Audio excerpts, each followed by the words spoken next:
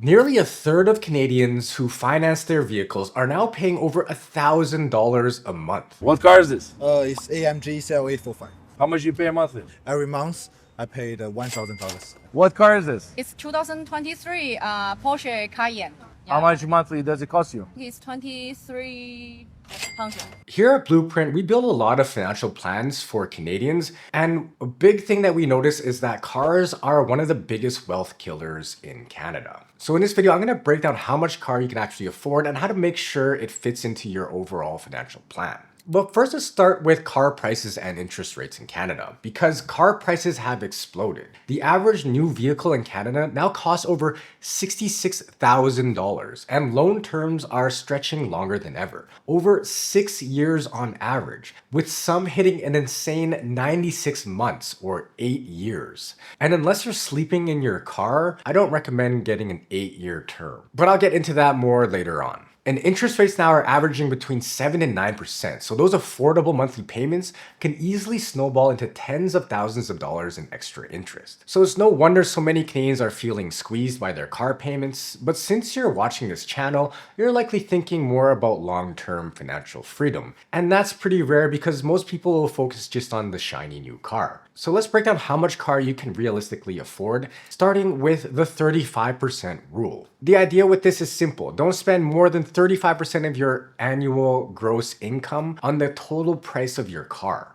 So if you earn $50,000 a year, that's about $17,500 you could spend on a car. And if you're earning $100K, that's about $35,000 you spend on a car. That's the standard rule that you'll see online, and even though it's way below the cost of the average new car, personally, I think 35% is still a bit too high. It might make sense if you're a true car enthusiast, but if you're focused on financial independence and growing your investments, that number can really slow you down to meet your goals. This is what 25% looks like at each income level here. So at 25%, you're probably gonna be buying used, which I know isn't as fun, but it is much smarter for the long term. Because you'll keep more money growing in, say, your TFSA, RSP, or investments, instead of watching it disappear into your car payments and depreciation. And I'll share some tips later on about how to buy used cars the right way. And if you really want to be ambitious, try to aim for 10 to 15% of your income, which I know will be tough for a lot of people, but it is entirely doable. There's even cars out there for less than $5,000 that you could potentially be driving.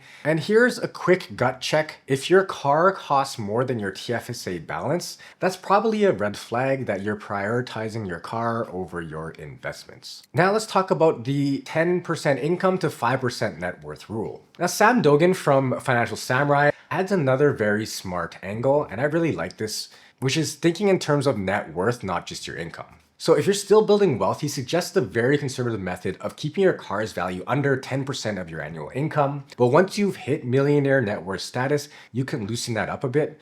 Still, no more than about 5% of your net worth should go towards a vehicle. That means if you have $1 million net worth, a $50,000 car is totally fine. But if you're not there yet, focus on growing your assets first before upgrading your ride. And I really love this rule because I always stress on this channel about how you should be looking at your net worth overall. It's a much better financial indicator of where you're at versus your income.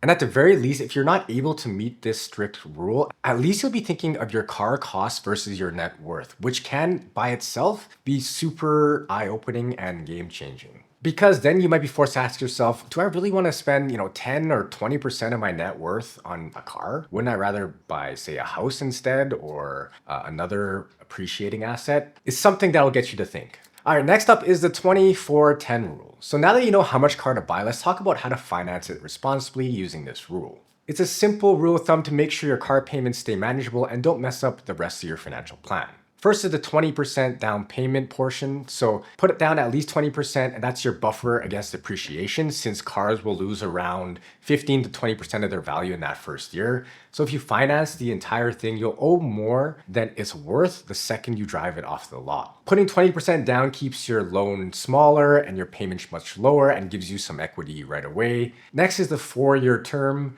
So keep your loan term to 4 years or less. And that's where a lot of Canadians get into trouble, because dealers are really trying to stretch out loans to 7 or 8 years to make payments look cheaper. But that's a trap, because longer loans will mean much more interest and your car will just lose its value way faster than you're paying it off.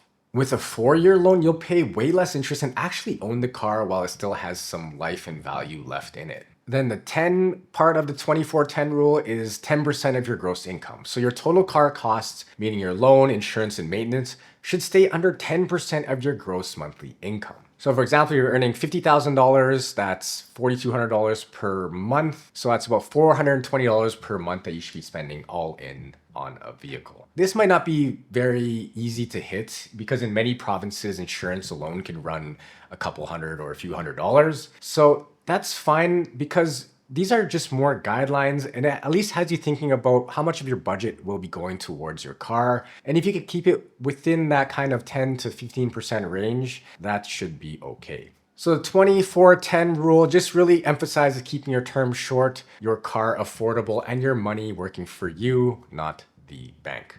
Now, I think this section is the most important, which is how your car fits into your overall financial plan. Because rules of thumb like the 35% or the 24/10 might sound simple, but they don't always tell the full story. Take Jason, one of our clients here at Blueprint, who's a product manager at Intuit Canada earning $100,000 a year. After he received a big bonus, he wanted to reward himself with a luxury car. On paper, everything looked fine, but once we ran it through his full financial plan, the reality was much different.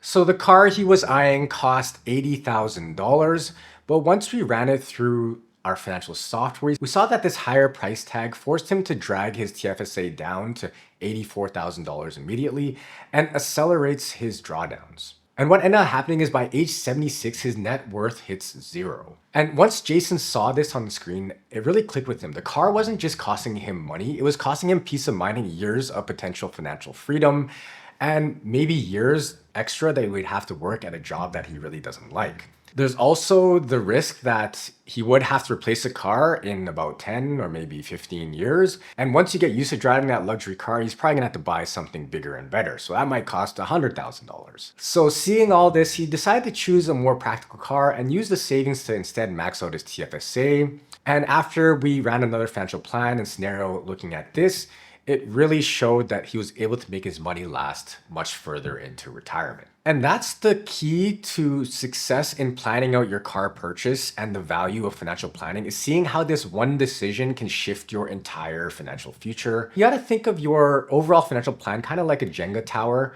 and how every move affects the structure and how a car, because it's just such a big part of that budget, could really cause it to come toppling down. And if you want to see your own choices from cars to investments, so book a free discovery call with us today to see how your own choices from not only cars, but also investments and say your career can really shape your long-term plan. Because we'll model your full picture here, just like Jason, so you could start making smarter data-backed decisions. Because it's not just about your car, it's about building the life and retirement that you're dreaming about, but you need the right blueprint. Now let's talk about the hidden killer, which is depreciation. Now you probably know this, but the moment you drive a new car off the lot, it loses about 20% of its value. And after 5 years, it's typically down about 40 to 50%. Luxury brands, especially those from Europe, get hit the hardest, like BMWs and Mercedes, which could drop over 30% in its first year alone. And its maintenance costs are insane as well. Meanwhile, Japanese brands like Lexus, Toyota, and Honda tend to hold their value much better because of their reliability and lower maintenance costs. So if you bought a $60,000 car today, it might be worth only under $50,000 next year and closer to $30,000 after 5 years. So to see how your vehicle does hold up, check out the Canadian Black Book website. It's a free tool that shows how much specific makes and models will depreciate over time. And here's a pro tip, which is to buy used, ideally a car that's 3 or 4 years old, because to me, that's the sweet spot where the first owner has already taken the biggest depreciation hit and you still get a car that looks and drives like new. You can't completely avoid depreciation, but understanding how it works and planning around it can save you a fortune over your driving lifetime.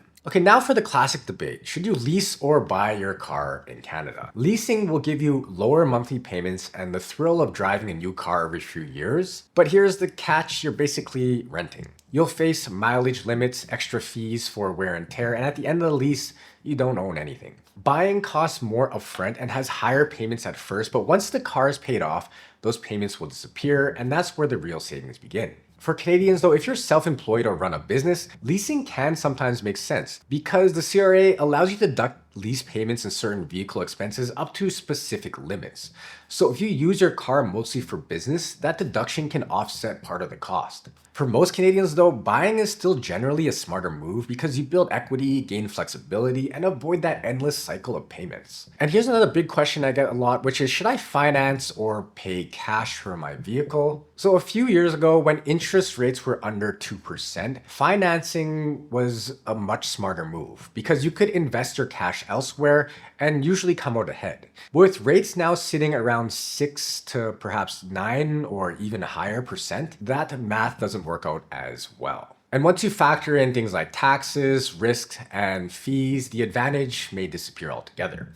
This topic really depends a lot on yourself as well. Some people are really comfortable with debt and some people really hate it. And for me, I fall on the category of I really hate debt and I try to avoid it as much as possible. So I was willing to drive a beater car through all of university. And once I started earning a little bit of money, I saved up until I could buy a car in cash, but it was still under $15,000. So it was an Infiniti G35. The interesting thing about cars is that after that big depreciation hit, if you could buy cars at a good deal used, that car won't lose too much value if you drive it for just a year or two. And then what you could do is swap that car or trade it to someone else, another private deal, at somewhat of a gain. And that's what I did for many years when I first started getting into cars. I'm not really into cars now, to be honest. I don't know if you've seen those paperclip challenges where people could trade a paperclip all the way up to a house. There's always people there that are willing to trade stuff that they have for higher value for something of slightly lower value just to have something new and novel. So it's fun and interesting, but it does take a lot of time to get these deals and it's pretty unconventional. So that is definitely not for everyone. But I thought I would share my strategy for that. But overall, if you've got a strong emergency fund and haven't maxed out your TFSA or RSP, financing part of the car and investing the rest can still make a lot of sense.